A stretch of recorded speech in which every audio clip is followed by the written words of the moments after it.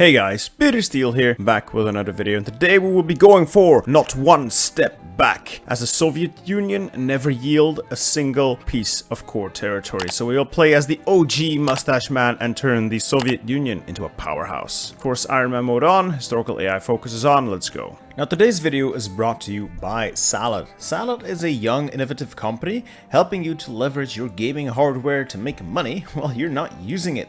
Now this service essentially allows you to add your system to a mining pool for cryptocurrency, and you will be paid out to your Salad balance, all while you're not even at your computer. And with that Salad wallet, you can make purchases on their store. That's how they make their money. Now let me show you. Now, I've been letting Salad run for a bit on my system when I wasn't using it over the last few weeks, and I have some money in the pot.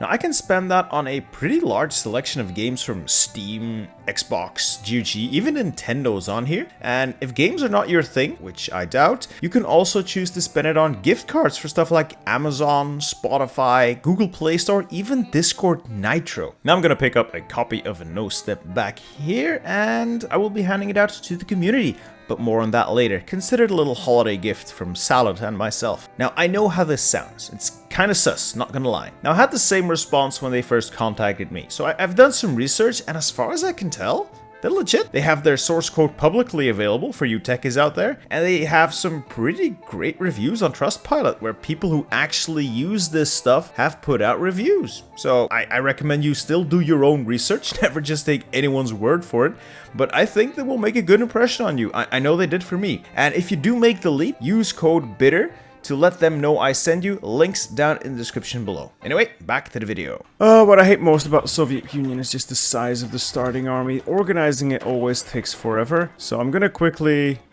do this now. Maybe I'll just do this off screen because it's just a lot. Alright, I'll quickly go over how I organize the army. Okay, we'll take all of the infantry, including the 13 mountaineers here, and we'll put them under a field marshal, Tukhachevsky. I'm sure Tukhachevsky is going to be around for a long time. Two of those armies will be stacked on the Romanian border. The mountaineers will go on the Turkish border along with a single infantry army as backup. So one army of infantry and the mountaineers on Turkey. Start handing out general positions. It doesn't really matter who you assign. It's still up in the air to see who actually survives the glorious Purges. So never really know who's gonna get yeeted. All fast units, so that motorized division and all of the light tanks, I'll just put up here under Zhukov. I'll put them on the Romanian border as well. Their purpose will be to try and smash through towards the Romanian supply. That leaves us with 18 NKVD divisions. I'll delete these at a later point once we can. And 22 cavalry. I'll take the cavalry to convert them into infantry. Yes, I know we don't have equipment. It's fine. And we will start distributing these guys all over the rest of the army. So that lands us with quite a few units that are ready and willing to go. As for the Air Force, just gather everything up in Moscow. We'll organize that later when we need to. Navy doesn't really matter. Select the Baltic Fleet, assign Oktyabrski, this guy here, shore bombardment and naval invasion support in the Black Sea. Okay, that's that done. Construction. Well, we are gonna need a little bit of the old upgrades to the railway network along the Romanian border, as well as the upgrade to the supply hubs here in Georgia, the Caucasus. That just means upgrade this railway, and then just upgrade the railway network all the way back to Moscow from the nodes in Odessa and Vinnytsia. After that, we are going very ham on civilian factories. The Soviet economy needs to grow, and it needs to grow by a lot. Just build civs in your highest infrastructure provinces, and the army can exercise. Just not the tanks though.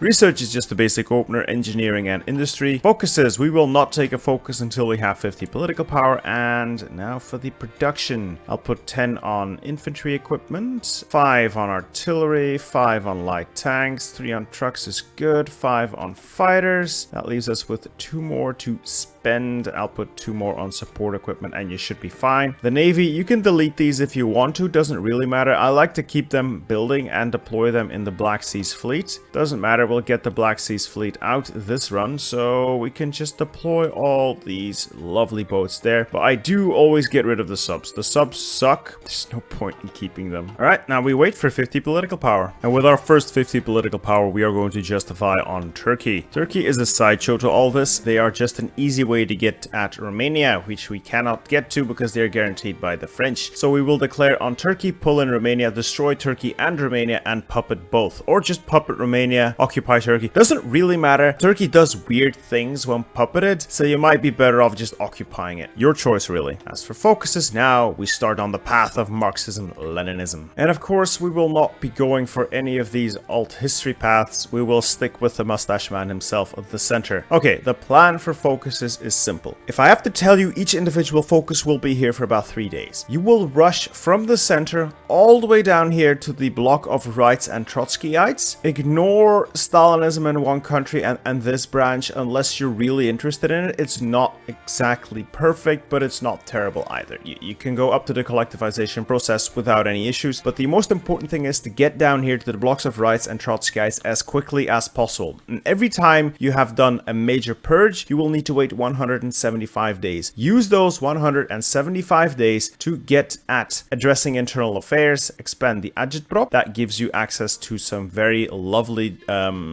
propaganda campaigns, and there's some good stuff in this branch as well. If you want to, you can dabble with the Comintern and send military aid to Spain. I'm not going to, you could, but very, very importantly, you can start getting your hands on the industry branch. Once you get the factories, you can start work on the 5-year plan and get that before Germany kicks your door down. Other things of note are, of course, up here, the mobilization plan, rehabilitated military reorganization, but this can wait until 1940, maybe even later. And here under addressing internal affairs, you can also get positive heroism or collectivist propaganda. These are both good. I prefer positive heroism. There are some very nice buffs in here. Right, Stalin is concerned about factionalism. This activates his paranoia mechanics. Keep his paranoia as low as possible. If you're rushing the tree, you should not be getting too much paranoia. But if you see it rising, what you want to do is launch either these satisfactory production reports. These are pretty good. Or you launch an inspection in the Navy. Try to avoid inspection in the administration because it might give you disloyalty in the NKVD, replacing the head of the NKVD. You don't want that. Keep the one you have as long as you can. Also want to avoid the army because it starts purging generals. You kind of want your generals. They're good.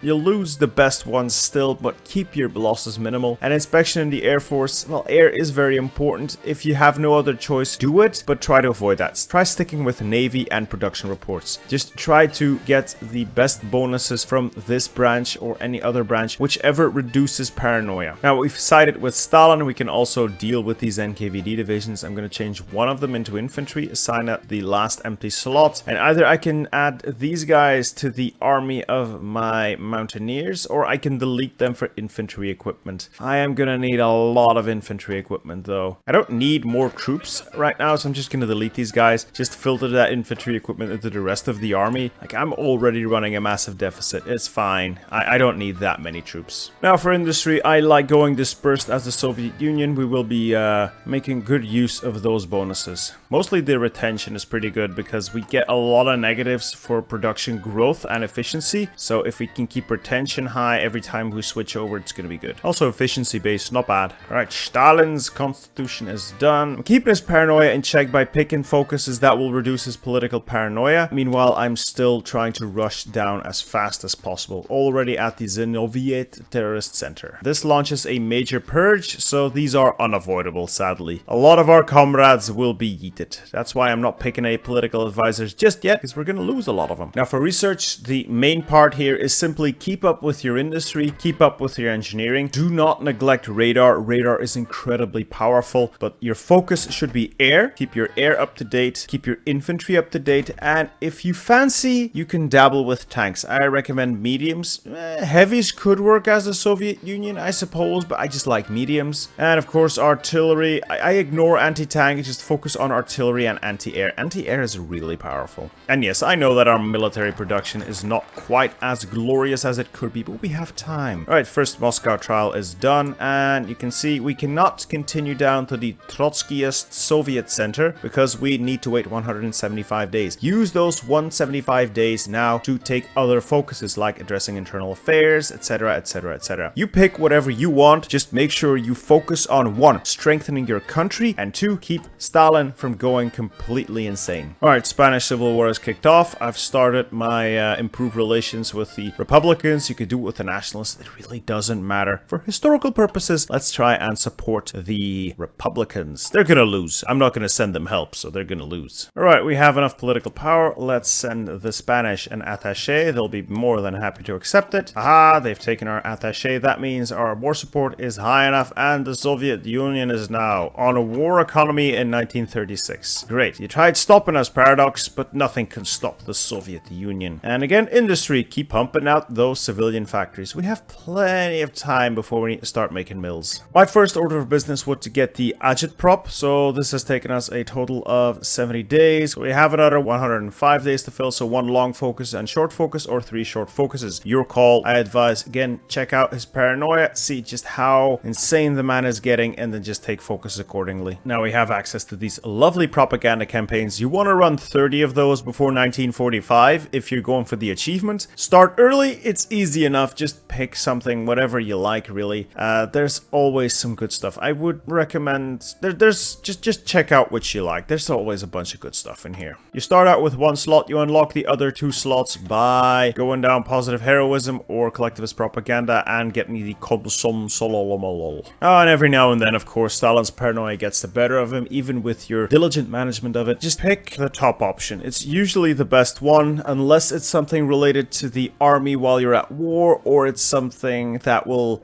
replace the leader of the NKVD. So this guy, you don't want to replace Yagoda. His replacement, Yezov, his paranoia basically doubles what you're going to be stacking up passively, so avoid that. All other cases, pick the top option unless it's the NKVD guy or if it's the army at war. In that case, just eat the political power and paranoia hit. And we're done justifying on the Turks. We'll simply declare war. That is going to pull in the Romanians. It's fine. I've got my air force deployed over Turkey and Romania. Half of the fighters over one, half on the other, and of course our tactical bombers as well to provide close air support. This is ridiculously easy. You can simply set your field marshal order to go and they will walk into Romania crushing it. You try and speed it up with your armor. As for Turkey, this is a terrible terrain to fight in. What I like to do is open with mountaineers. They are really good for the terrain, and try and push to get a little bit of an early encirclement on this tile here, if you can manage. If you can't, that's fine as well. After this tile is taken, try to expand the front as quickly as possible. So walk into tiles with limited or no opposition. Just make the front line bigger, bigger, bigger, bigger. Stretch the Turkish army, and once the Romanian front is done, pour those troops into the Caucasus and just overrun the Turks. They have nothing to stop you. This is trivial. Through some quick work, I've already encircled amounts to pretty much all of the Romanian army. I'm not going to destroy the pockets. I'm just going to overrun the country, recover the equipment there. As for Turkey, yeah, I'm just not really having as much luck here. But Turkey will fall the moment we bring those Romanian troops into the play. Now, I'm going to be cutting out most of these wars. They're trivial, and all they do is serve to make the video longer. If you want to see exactly how I do this, check out my video on the last laugh for the Romanovs achievement. I have that up there in the corner somewhere. Now, let's continue to the peace deal. And there goes Romania with all its troops still in the field. So at least we get some equipment out of this. All right. For Romania, you absolutely want to puppet them. Why? Because it will make the front line with Germany so much narrower. 2, it deprives Germany of a valuable ally. And 3, it gives you access to the oil that you also take away from Germany. Now, if you want to absolutely cheese this, what you could do is take the Transylvania states here for yourself. That way they can never be assigned to the Hungarians whenever the,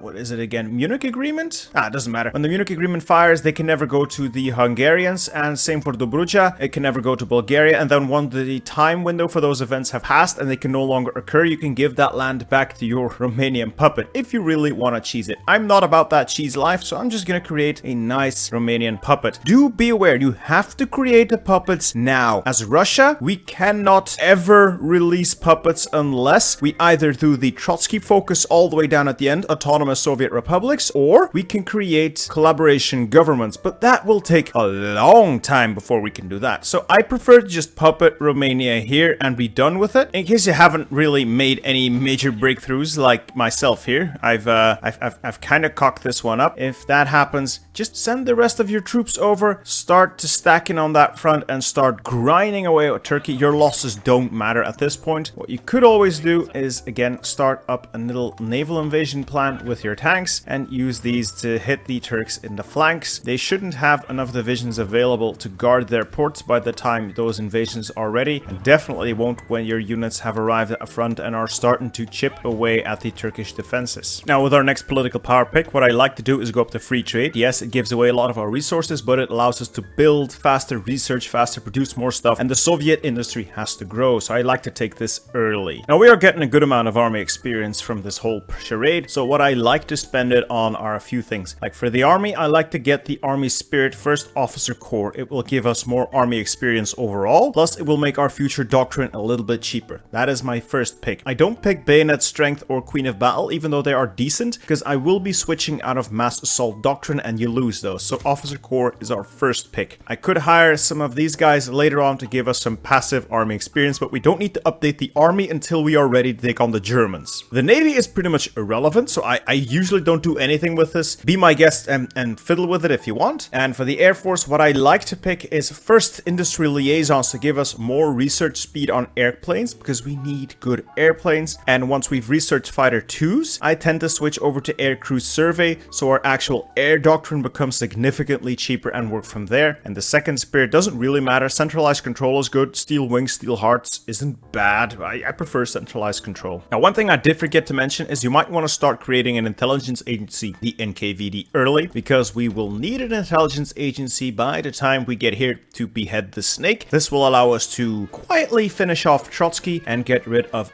this massive debuff. So get the intelligence network early. You want to get your spy and plant him in Mexico. Preferably won't get 2 spies, but you'll get espionage stuff from the, where are we? NKVD primacy gives you an extra slot. So with the Turkish army pounded into oblivion, you can naval invade at leisure, and once you've arrived here with all your glorious speedy tanks, just rush for the remaining victory points. This is absolutely trivial. And there goes Turkey. Okay, for Turkey, either you annex everything, just be aware that you will have a border with Bulgaria here. Be prepared to defend it, as well as the coastline here. You're gonna get naval invaded by Italy, and Vichy France might do some business down here as well. That's the easy way out. Or you could simply puppet Turkey. The problem with puppeting Turkey is that their focus tree is still broken. They go completely off the rails and do very weird things, like either break free or create their own faction while still being your puppet and not being in your faction anymore. You can't even build in them because they're not in your faction, but they're still your puppet. So weird stuff tends to happen there. I don't particularly like weird stuff, so I'm simply going to take all states. What I'm going to do now is simply position the army wherever I want, probably on the Polish border. Doesn't really matter, just make sure they're not starving. And from this point forward, we simply wait and build up. And while you're deploying troops, it's not a bad idea to put like 6 divisions in this area, because Japan is gonna do craziness. Japan always does craziness, so I tend to put a couple troops there until that event has passed. And from this point forward, all we do is build civilian factories until we're in late 39, mid 39, and then we start building military factories and slowly start converting some of our civilian factories into military factories, because we get a couple of good bonuses to that from the PCDI. Combine that with the research for it, and we can actually start really converting things quickly. As for our navy, I am just going to merge everything with the Baltic fleet. If you're doing 5-year plan, what I recommend is picking the left side. It tends to reduce your consumer goods factories. I like this side because of the industry bonuses, etc. The right side is also decent. It gives you more bonuses to mill construction and some bonuses to production research. Your call, really. I don't really know which is best. I'm not a numbers guy. I like the left side. Other things of note are here under the common turn. Baltic security allows you to get your claims in the Baltics, devour those Baltic countries, as well as secure Leningrad through an invasion of Finland. These are all good avenues for expansion or securing borders. Puppet Finland and eat those boys, and you have a good, if not brilliant, industry. Of course, you could just ignore Lithuania, Latvia, and Estonia, or at least Lithuania, and just keep your border even narrower with Germany. Speaking of army, we are going to prioritize reinforcements and garrisons, and whenever either of these gets filled, we are going to train an incredible amount of troops. We will need about we'll want about 2 full army groups to man the eastern or western front, depending on how you look at it. As for your occupation laws, liberated workers gets you the most out of the territory you've just taken. Problem is, this is going to require a lot of equipment, even if you're using the NKVD divisions, which has quite a good amount of suppression. If you don't want to do that, you can switch to local police force. Requires a lot less garrisons, a lot less headache. Choice is yours, really. I'm going to try liberated workers, but that is a lot of infantry equipment we'll need to keep that under control. Okay, another 150 political power. I'm going to get the captain of industry. This guy does not tend to get purged, plus he allows us to build our civilian factories even quicker. In hindsight,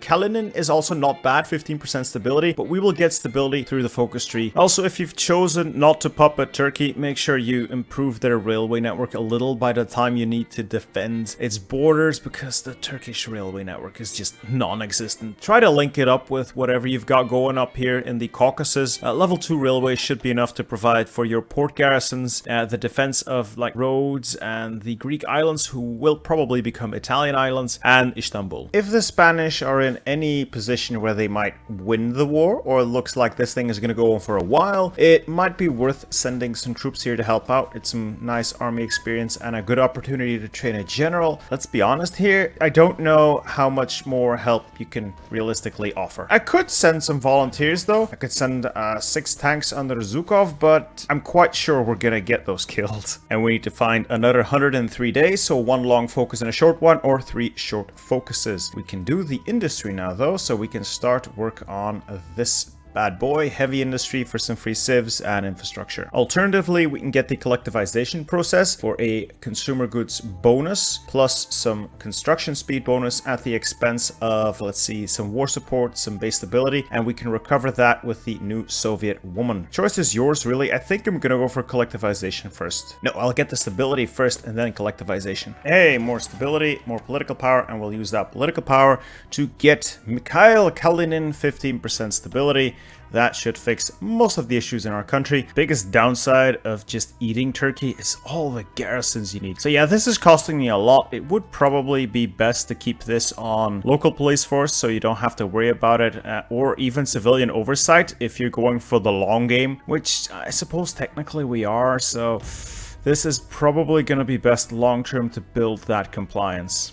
Okay, this loyalty in the NKVD. You don't want to get rid of Yagoda. If you replace him with Yezov, like I said, you pretty much double your passive paranoia game. Don't want that. Don't want that. Just eat the political power and paranoia hit. It's fine. For just this one thing, it's fine. That ends us with a 43 paranoia. That is not exactly fine, but once we finish this, we'll get a good amount of paranoia decrease, and we'll just purge an admiral. As soon as we get political power, we'll purge an admiral. Now, regarding occupied territory, if you're holding something for a very long time, like I am here with Turkey, civilian oversight ends up being the better choice. If you're holding it short term, you can either set it to local police force, that way you don't have to worry about garrisons too much. But if you really want to get the most out of it, what you're looking for is forced labor or even harsh quotas. Yes, it's going to require more garrisons, but you can always get garrisons either from your puppets, or you build more equipment. It ends up giving you more use of that territory than just sitting on it. I prefer local police force and forget about it. But if you're playing a communist nation, for instance, you have access to liberated workers, which is a middle ground between exploiting the territory and keeping the population happy. So this is a good option. Liberated workers, if you have access to it, use it. Pretty much always use your faction specific occupation law if you can, unless you're holding something very, very long term. Then civilian oversight wins out. All right, the military conspiracy, there goes Tukhachevsky. Sorry, man. And the trial of the generals, there goes Tukhachevsky, Yegorov. Like, pretty much our entire military high command gets gutted here. This is pretty bad militarily, but we'll make up for it later through positive heroism. It's fine. I'm gonna behead the snake, get rid of Trotsky, and in a couple more days, we'll be able to finally get the third Moscow trial and be done with this. I'm also going to start using my political power now to start carefully hiring a military high command. We know who's been purged, they are scripted, but we're also pretty sure that we won't have to worry about his ridiculous paranoia anymore. We are almost ready to completely turn off the mechanic. It's unlikely that our selected generals are going to get purged at this point. I say unlikely, not impossible. Alright, we've done behead the snake, and that means we now have access to two options. We either raid Trotsky's villa, it's quick and dirty, yeah, it's not exactly subtle, or we can go the historical route, the subtle assassination with the ice pick. I like going for this one. I don't know why, I just do. And we can do the rights. And finally, the block of rights and Trotskyites. We finish this one, we turn off the entire paranoia mechanic. So far, we've done well. I think I've only purged, other than the preset ones, I've only purged a single admiral. So pretty okay there. We did take a little hit to the navy here though with that anti-Soviet military thinking, but we can always turn that off later. And bada bing bada boom, the third Moscow trial. That is pretty much our entire political cabinet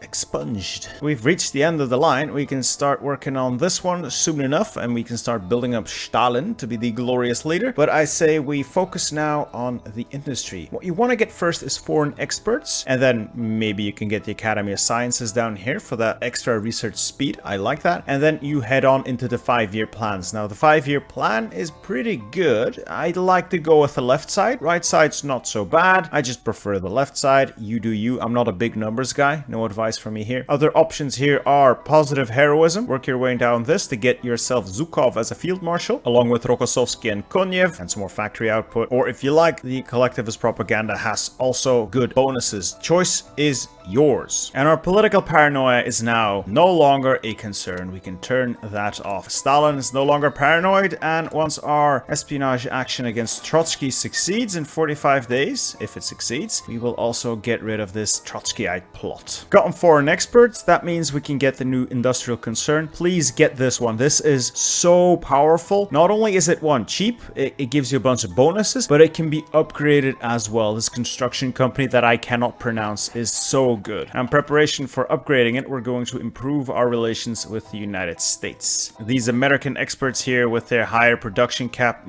delicious. And we've gotten rid of Lev Trotsky. That means our stability just got a lot better. I miscalculated my world tension. I won't be able to make a deal with the Americans. I can never get my relations back up to 30 unless I use spies for a non-aggression pact.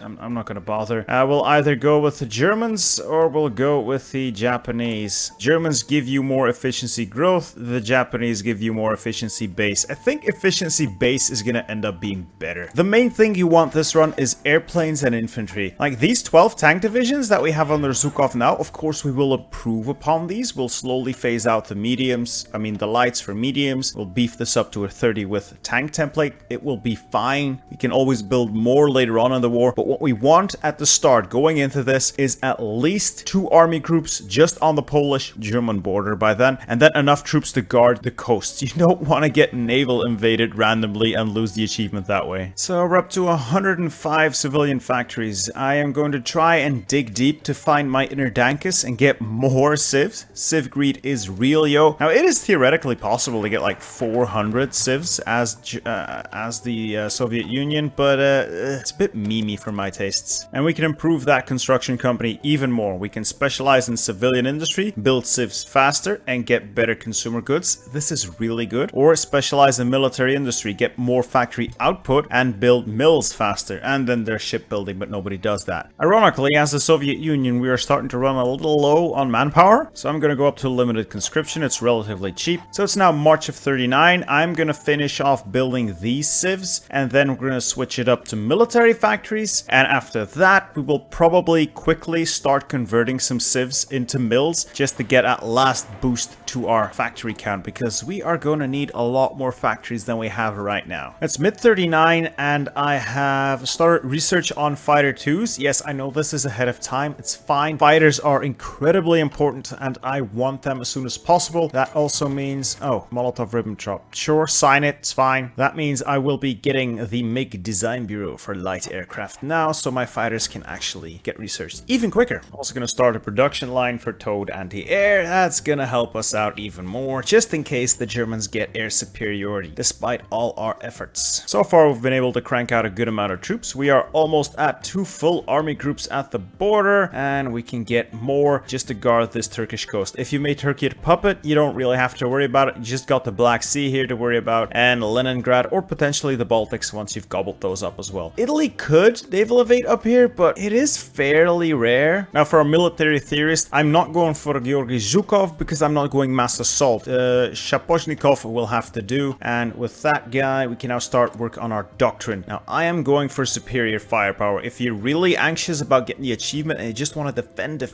Grand Battle Plan is actually pretty good right now. So I would recommend Grand Battle Plan if you're not feeling comfortable, but I love superior firepower and all the damage it can do. Oh, Germany's kicked off World War II. It's fine, we're just sitting here chilling, building. Now for focuses, I am gonna eat the Baltics. You don't have to, it actually makes it easier if you don't, but you know, I've done this before, I know it doesn't hurt. I'm just gonna eat the Baltics because, you know, it's rightful Soviet territory. Hurrah, Germany honors the pact, so immediately park your troops on the front line. Due to the sheer number of troops we can stack here, Germany will not be able to break their non-aggression pact for quite a while. Don't forget about the Hungarian part of the border as well, because you're gonna have a bad time if you forget to cover that. Now, all in all, this is a much narrower front than they would have when you have the entire Barbarossa front available to push through. So it was a good thing we got rid of Romania when we did. Fighters here as well. Gonna jack these guys up good as I can. Start popping out these new and improved fighters. Want to start making some actual medium tanks, so let's just crank one out. And I'll just slap on the regular medium cannon. I do like gasoline engines though. Rest seems fine, speed's fine, reliability's fine. It's all fine. This division works, sure. But we want something a little better. What I'm gonna do is at least add some engineers and 1 artillery battalion. This is gonna make these guys a little bit better. Of course, we are still short a lot of stuff, but we're making it as fast as we can. Don't worry, the Soviet industry is pumping to the max right now. Well, not quite yet, but soon we will be. I am gonna start building a couple of radar stations here. Usually just go with 3. These should be able to cover the entire front, and these will definitely help us deal with whatever air Germany can send our way. Oh, and speaking of air, we're also gonna need airports at maximum capacity, so make sure we have airfields that can actually, you know, hold all of our airplanes. Hey, there goes Lithuania. Make sure to extend that border. Don't want the Germans to break our non-aggression pact unduly. And Latvia submits. That leaves us with just Estonia to gobble up. And Estonia submits as well. Delicious and nutritious Baltics consumed. Right, we could do the same to Finland. Finland's easy enough to overrun. Just gonna put some troops on the border, and that would make it a lot easier to deal with the damn Finns. And meanwhile, we just keep recruiting. The industry really is pumping now, though. We are squeezing out so much equipment. Yeah, this is the second Vienna award. This is where the Hungarians eat Transylvania. Like I said, you could prevent it by annexing it yourself and then giving it back to the Romanians after this event passes, or doesn't pass. Now with this new border, of course, we're gonna need to upgrade the new network, so make sure everybody here can actually get supply. Otherwise, the Germans are gonna have a very easy time pushing you out. Don't want that. Don't want that at all. Now it's July of 1940. We have a fully equipped, fully operational 2 army groups on the front with Germany. They'll have a hard time pushing through that. We already have 2,000 fighters ready, and we are definitely going to be producing more and more of those. Starting to build up a medium tank armor. We are really good on stockpiles overall, except maybe artillery, but we're building so much of it, it'll be fixed in no time. All I really need is a couple more divisions to guard my ports so we don't get naval invaded like idiots, and we're good to go, really. Unsurprisingly, Unfortunately, Finland said no, it's fine, simply declare war and eat whatever you can. Just make sure Finland doesn't actually take some of your core territory now. But in theory, I don't think you've lost the achievement yet unless they actually take control of the state. Correct me if I'm wrong. If you're worried at this point that Finland might push into the Scandinavian territories you hold, it's fine. Just issue a last stand order on whatever field marshal or general you have located up there. And don't forget to upgrade the supply network there so these troops actually have supply, while your tanks pretty much wipe out Finland in days. Finland offers concessions. This would be enough, but it's not for me. Well, at this point, we're pretty much ready for whatever the Germans can throw at us. It is January of 41. In about 6 months, they will declare, or at least break the non-aggression pact. Don't know if they'll actually declare. We have 2 full army groups ready on that border. It's a very narrow border as well because we ate the Romanians. We have 66 divisions ready to defend our coastline, but in truth, the amount of naval invasions is very, very low. Now, to be really sure you get no step back, you can spam out even more of these coastal divisions just so they can cover every coastal tile. I'm not gonna do that because I've noticed they don't really naval invade all that much. And we've got the mighty Russian fleet ready on strike force in the upper Baltic just to keep the Germans from doing anything particularly nasty here. Also converting about 15, maybe 20 of our civilian factories into military factories for that final push to get more production going. Don't really need that many more civs, except for maybe trading with the USA to get that lovely, lovely aluminum. I'm now doing military reorganization. You absolutely want to do this before you go to war because this makes your army not useless, but pretty terrible for about 70 days. Now, with war on the horizon, we have a few more political power picks to make. What I usually do is go down to export focus from free trade, since I would like to keep some of my own stuff. Other options are the military high command. Konstantin Rokossovsky, very, very good if you're playing with tanks, which we are, just not yet. And I keep a slot open for none of these guys. Once one of my infantry generals gets high enough, I tend to give them the officer corps of infantry specialists, because we don't start with an infantry specialist. I wonder if Germany can actually break the non-aggression pact, because I don't think they can. We have way more troops than them on this border. Let's actually break the non-aggression pact ourselves, because Germany isn't going to. As for focuses, I mean, pick whatever you want. You are in such a strong position now, it's almost impossible to lose. There's some fun stuff down here that really boosts Stalin as a country leader. There's some fun stuff over here to fiddle with your neighboring countries. Just be careful not to give Sakhalin to Japan, because you know, it's gonna cost you the achievement. Personally, I am gonna work on fixing the Soviet Air Force modifier by doing a bit of airplane work. Apparently, Germany just gave us an air radar bonus. That's new. Oh. And immediately after giving us the bonus, they've declared war. Alright, Germany, you do you. Oddly enough, Hungary is still not in a faction with Germany. Germany's not even attacking us. Oh, never mind, they are now. But yeah, the bubble should turn green any second now. There we go. Yeah, we are in a really comfortable spot here. It's very unlikely that they'll ever be able to dislodge us from this. Maybe the first couple of weeks of the war might be a bit touch and go in some of these provinces. Germany's not breaking through here. Like, you've got the manpower, you've got the industry. They're not gonna do much to you. Because every now and then I see a red bubble and I kind of panic, but then it quickly turns green and it's over. So far I've lost 2 tiles, but everything else is green. Like, they were pretty indefensible tiles, planes that can be attacked from multiple sides, so it's not even a big loss to fall back from those. And they are not core territory, so it doesn't matter. They are Polish land. And now we could just sit here and bleed the Germans for all eternity. And Germany's pretty much stopped attacking. We're just sitting here. Yeah, I think we're done here. I think we're quite secure here. All we have to do is make sure that if there is a critical spot, like for instance this place that is quite heavily under attack, funnel in some reserves, in this case our tanks or some of our coast guards or divisions not currently engaged in combat. Make sure we don't lose too much territory. We can lose the entirety of the Polish lands before we even reach core territory. Of course, we will not be taking any more steps back. So sadly, I've had to take 2 steps back, but no more. To be honest, at this point, the hardest part is just gonna be getting to 1945 without either falling asleep or your computer melting. This is definitely gonna be easy. And you could also get the we don't like statistics achievement if we're careful enough. Germany is gonna run out of steam soon, and we can counterattack using just tanks. We should be able to cap Berlin without getting over 1 million casualties. Of course, if you don't care about that achievement, once Germany's burned itself out in its endless attacks, you could just start a human wave offensive towards Berlin and the Rhine and just overrun them with your infantry. Yeah, not much left of the the vaunted Luftwaffe after a couple of months of air engagement, and our espionage efforts have also paid off. I can see everything about Germany. Let's see, they've got a lot of divisions, 3 million men in the field. They are losing equipment though. Their navy is puny and weak, and their air force is melting. They're down to 1.4k fighters and dropping fast. Honestly, this is actually getting a little boring. Germany have just stopped attacking me. Let's put my armor into action. I'm gonna see if I can take Memel from them as a start. Well, armored counterattack seems to be working. Numbers aren't too high, but we can't be pierced, and we've got air superiority, so should be able to take Memel. There we go, that one better than expected. I'm beating them handily, like their divisions are melting, but some positions allow for the enemy to continuously funnel in fresh troops from behind, which I cannot pin from the sides. Like, they're all coming from this province behind the line. It is so annoying these days. It will just make combat go on forever. Okay, so Hungary's gonna go completely off the rails here. They're gonna claim overlordship over Slovakia, who is in the Axis. Germany's always gonna say no to that. I'm confused what Hungary is doing here. I have no idea what Hungary is doing here. You have got to be kidding me. Germany gave Slovakia.